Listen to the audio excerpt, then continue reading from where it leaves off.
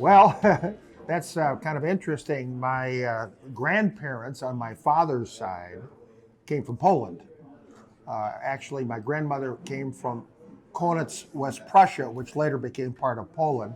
My grandfather was in the Bytów area, which is northern Poland, close to Kashubia, which is kind of that's why the Winona area, Tremplo and Dodge and Pine Creek these are all Kashubians. So anyway, that's what brought my grandparents over here. My father was born here with his five siblings.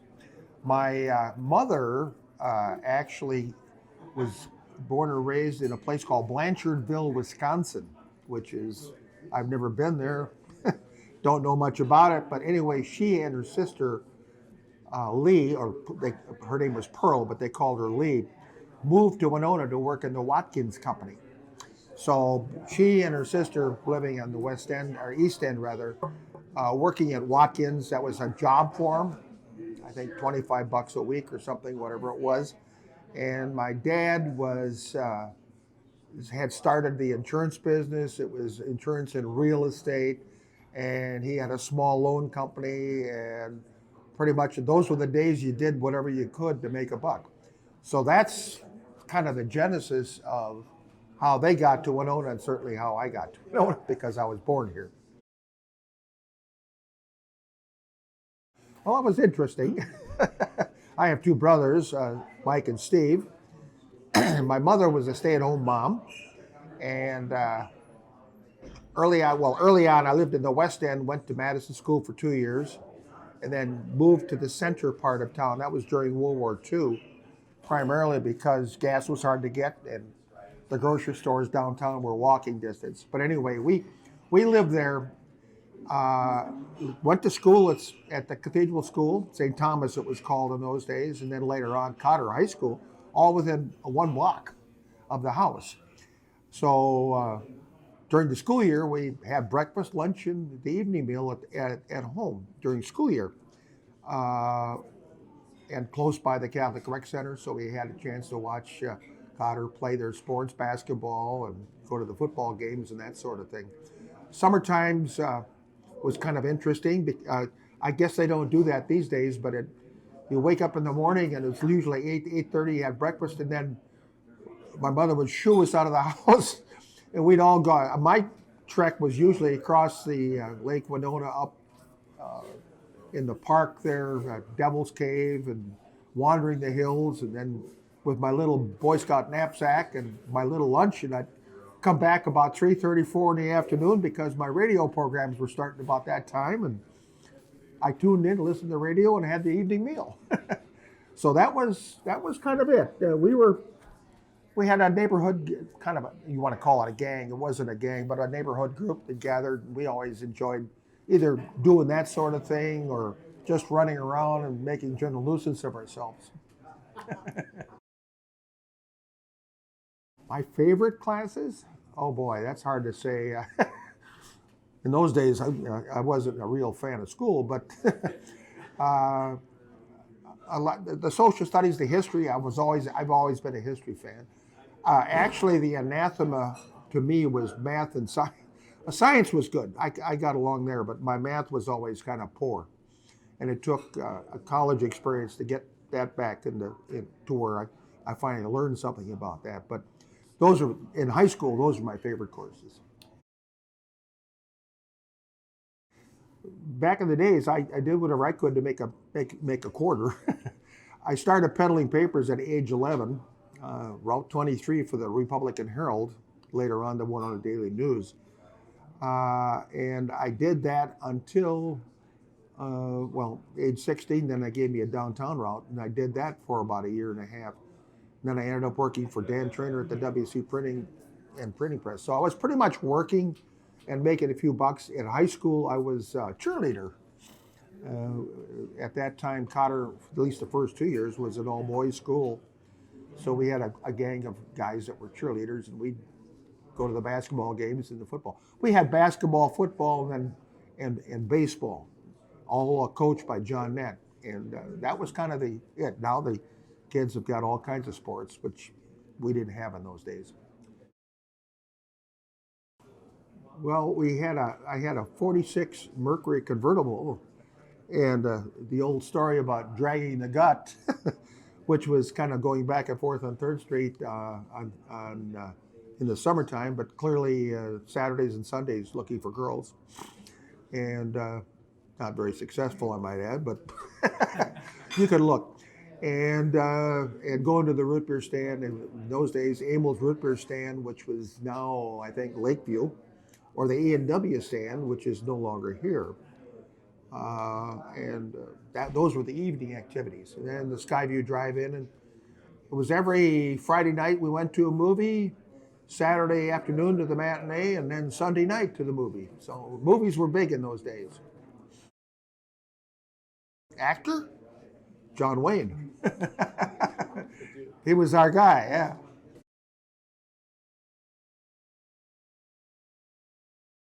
The number of folks coming in, not too many changes. I guess I have a better perspective was when I was here versus when I went away and then came back. I mean, I was away at school and in the Army, or Air Force and the Army, and then coming back after 10, 15 years, I could see dramatically changes in the buildings. I missed the '65 flood. I was in Germany at the time, but all the tearing down of Third Street, that urban renewal, I came back and it was all gone, which was kind of a catharsis. But those kind of changes, Winona had expanded. Highway 61 came in. When I left, Highway 61 was coming down what is now Sarnia and Gilmore. And then now it's, of course, across the river where the old Chicago and, let's see, the Grain Belt route. And I'm trying to think of Great Chicago and Great Western had a railroad track across with it where Highway 61 was. So those were the change. The Highway 61, the new Highway 61 construction, I think, was really big. That's really altered the complexion. And then as time went on, the establishment of the Winona Mall, which was that was interesting. It was Montgomery Ward and Tempo and a few other stores. It was kind of a thriving community.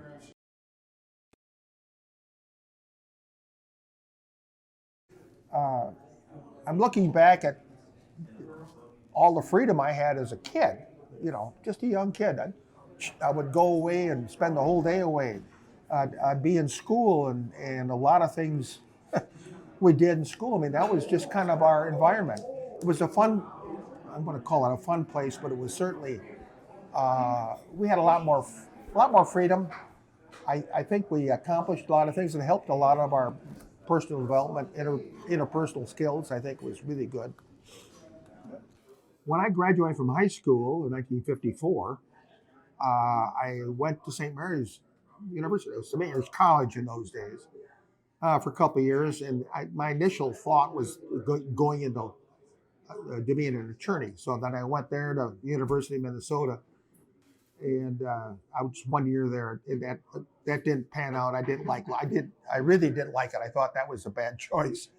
Well, all during that time, actually from '54 to I joined the National Guard here in town right after high school, September, as a matter of fact, 1954.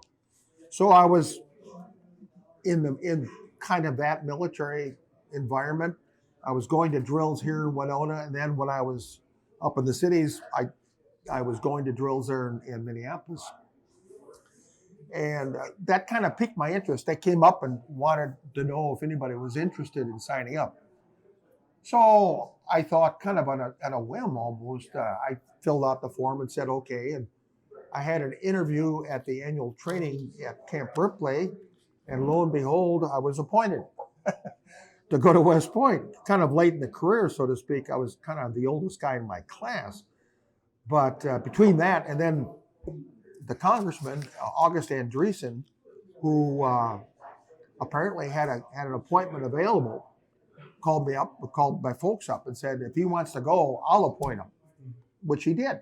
So I had two appointments. I turned the competitive one back and let somebody else have that. And I took Congressman Andreessen's and went to West Point. And that's kind of how I got into it. It's not a big military background. It's just that I was in the National Guard and I kind of enjoyed that. Well, no, my dad wasn't. My dad kind of fell. He was born in 1902. He was too young for World War One and too old for World War Two. So he was never in the service. Now his brothers, Art and Cal, were drafted during World War Two, and they served there. And he also had another brother, a guy named Eucharius Harry, who was in the Navy uh, during that period of time. But as far as any military tradition in the family, no, there was not.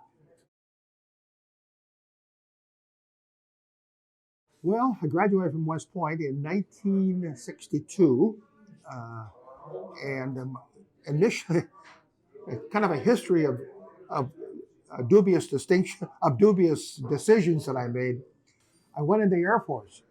I was allowed to do that, and I served there for 2 years at Malmstrom Air Force Base, Great Falls, Montana, as a missile launch officer in the Minuteman Missile Program.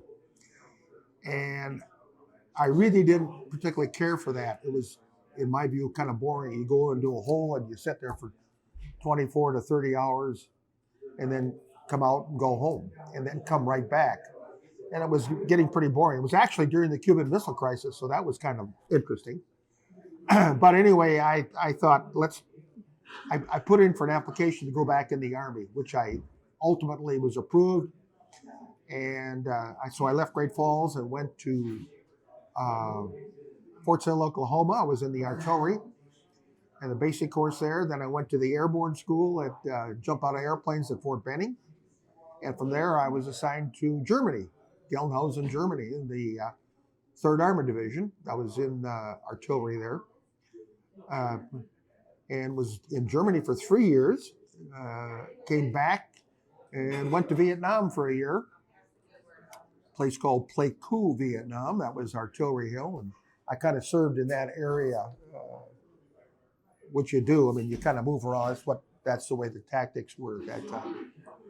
And from there, I was assigned to Fort Sill, Oklahoma again in the tactics department for a couple of years and then got out of that and then came back to Winona.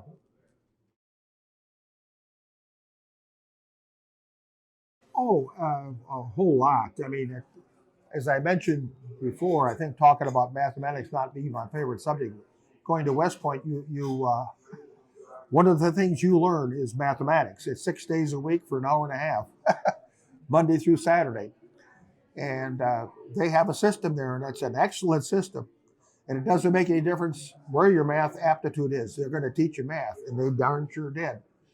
And so, from that viewpoint, that was I really got a lot of the education there is top notch. In the Army, in the Air Force and the Army, it certainly broadened my horizons, and I got out of the kind of a cloistered environment of Winona on into the world, so to speak, when you're doing all that and living the Vietnam catharsis, which was uh, totally different than my experience in Germany. And I view that as my Germany experience was far better than Vietnam, not necessarily because they're shooting at you, but because of the way they were doing things there. But that's just a personal observation. But uh, I think it helped develop me as overall as far as uh, my outlook on the world. It wasn't as bad as I thought it might have been. I mean, it was it's when you're in the military, you're kind of the old 3 hots and a flop, and everything that you need in between is kind of taken care of by Uncle Sam. So you come out and you have to worry about things like health insurance and finding a job to make some money and doing things that you're going to find that you're going to be good and rewarding. So that was a transition that it took place coming from the Fort Sill environment to Winona, but it worked out. You learn to do that in the military because I mean they gave you directions, But they also, your training is that you have to do a lot on your own, a lot more initiative, and a lot, you have to go out and you're your own person. You can't depend upon somebody else to make those decisions for you. You have to take responsibility for what you do. Ended up retiring from the National Guard, so that was. I mean, I had 6.5 years of active military service plus my time in the National Guard, so I ended up with a kind of a nice retirement income off of that, and the health plan that I'm fortunate to still have is working very nicely. So that from that viewpoint, the benefits for that is good. But actually looking back at the relationships I had locally with the National Guard, with my folks here, as well as when I was in active duty. Well, I came back and for 2 years I worked for one of the lighting studio as a plant manager there. We were making decorative lighting fixtures, that sort of thing. I did that for 2 years, and that didn't really appeal to me. And I approached my father. He had this insurance business. He was there with my brother Steve, but he and his partner Bernie McGuire were getting on to the point where they were wanting to retire, and so I ended up joining them at the Gate City Agency, which is the business my father started way back in the 1920s. Uh, so my brother Steve and I kind of joined as partners and kept the business going. In those days, the insurance pay was interesting. It was almost fun. It could be because you had to evaluate, who your customers were, what their exposures were, and what you had to provide coverages for them, look out after them, so to speak. And I viewed all my customers as my friends, and I kind of treated them that way. They treated me that way. And if they had a problem, I did my best to help them, and that's the way it was. Even the personal lines business, homeowners and auto. Then you get into the commercial lines of my business customers, and they were always very good and very gracious. And if they had a problem, I did my best to help them out also. I sometimes wondered, uh, it actually, we, with a guy named Tim Sherman, who was Representative Winona, he and his brother Joe were always really very interested in public. Tim being in state politics, but in the local, they encouraged me to run for council member, first ward. I was first reluctant on that, but we had the conversation at Steve's Lounge, and so I conceded to do that. And it was kind of out of that with Tim as my kind of mentor, because I had no clue as to how to even go about it. Taught me how to go knock on doors and meet with people, and he arranged for John Edstrom, arranged for the financing of a lot of the stuff that you have to have, the newspaper ads, the radio ads, and the brochures that you hand out. And so I kind of got into it, and that's how I started with as a council member with the first ward. And interesting, I defeated Sue Edel. So I was in there for 2 years, and then lo and behold, the existing mayor, who was a personal friend of mine, Earl Laufenberger, indicated that he was not going to run for re-election. And he kind of gave me the nod to say, why don't you try it? And so that's how I got into it. And we had, I think, 4 or 5 people running for mayor at that time. So instead of knocking on doors in just the first ward, I ended up knocking on doors in the entire city. And you start doing that about June because there's a lot of doors to knock on. So that's how we did it, is put an awful lot of work into it and a lot of effort going through the various debates and whatnot. And I was successful in my first year. Well, there was many things. the first, I think, where the Winona County was going to put a waste burn facility in the east end of Winona. In those days, that was considered a way to get rid of your combustible waste, was to have this large incinerator. They would burn all that stuff. They could generate some electricity, and there was some byproducts of that the people of the East End took some exception to. They didn't want the odor and the particulates coming off that, and it kind of raised an uproar. So, as it was actually the big uproar came the Monday night before the election. So I supported that. I could see what the people were. I have to represent the folks, and ultimately we had to engage. It was a rather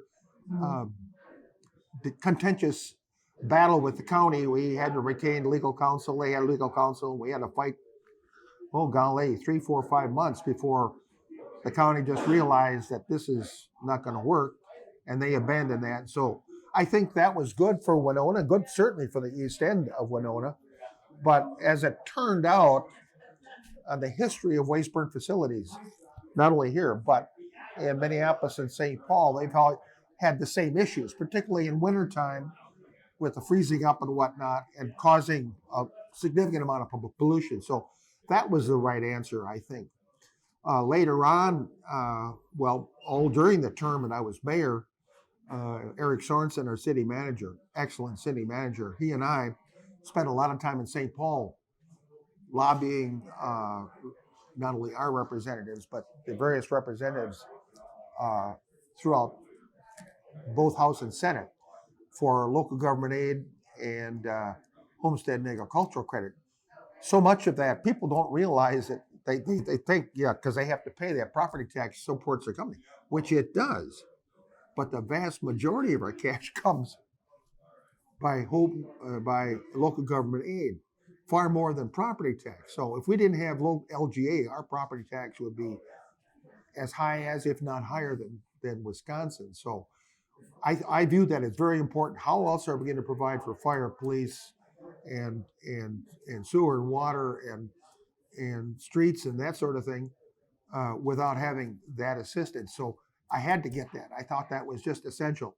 It took a lot of time and a lot of effort, a lot of lobbying.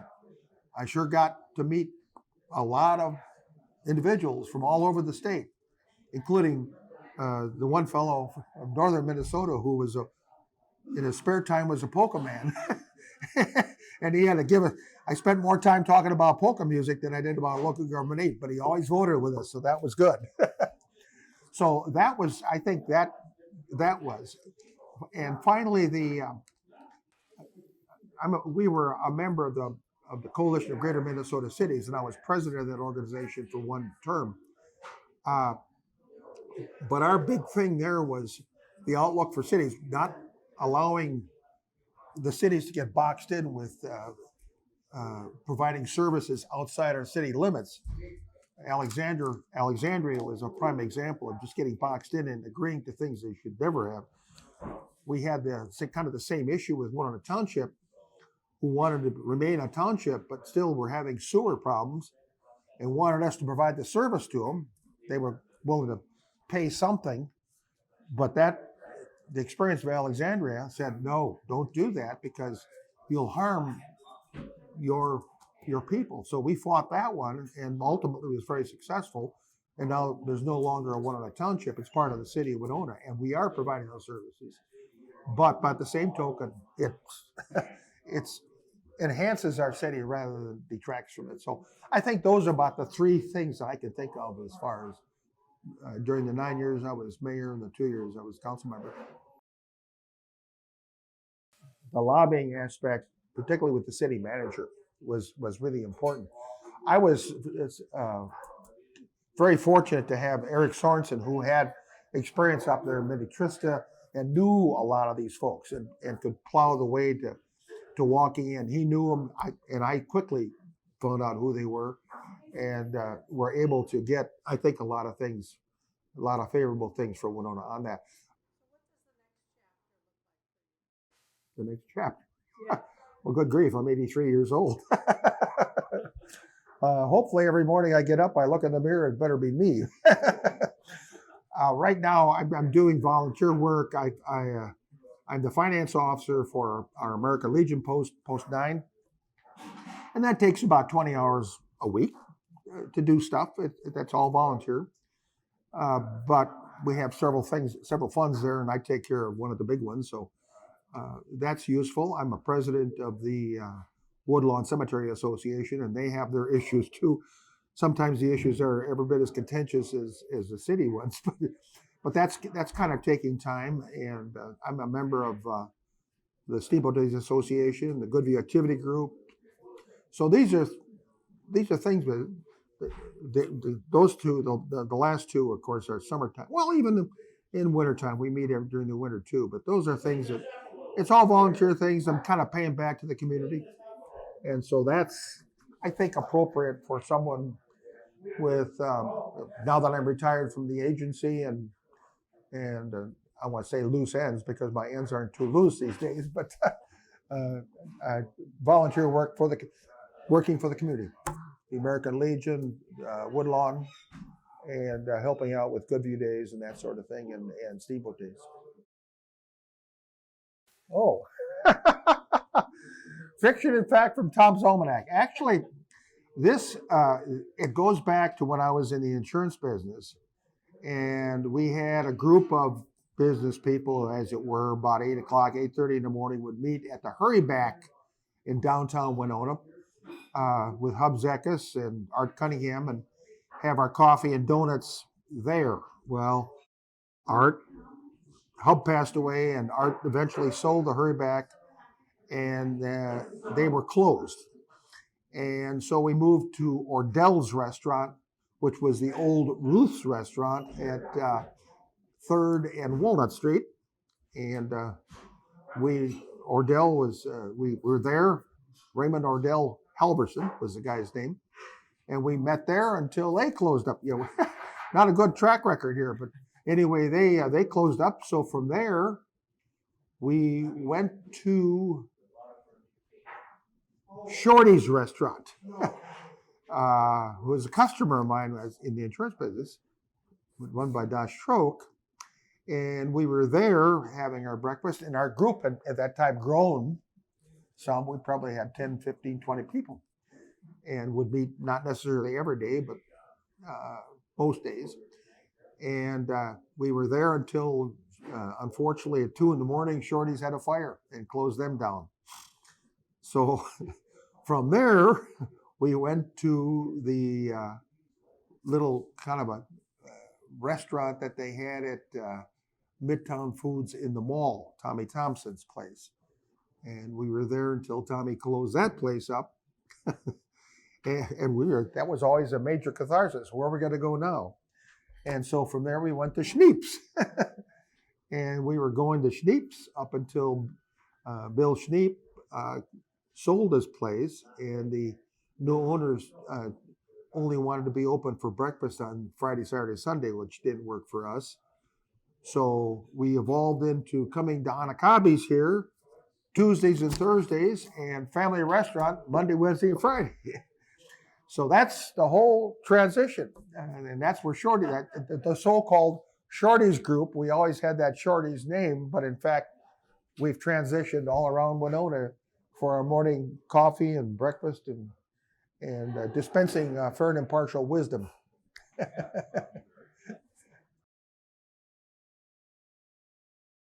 Well, no, I can just say that Winona is a great area. Winona is a great city.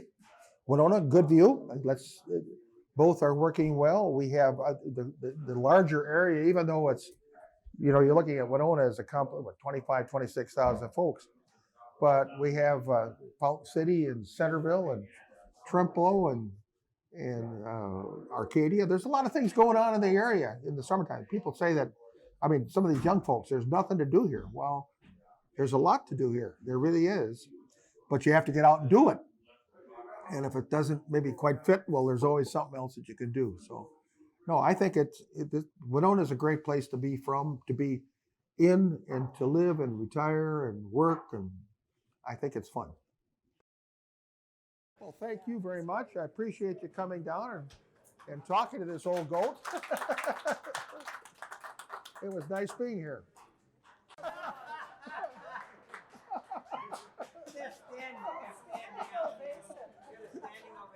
My strap hangers and flute players.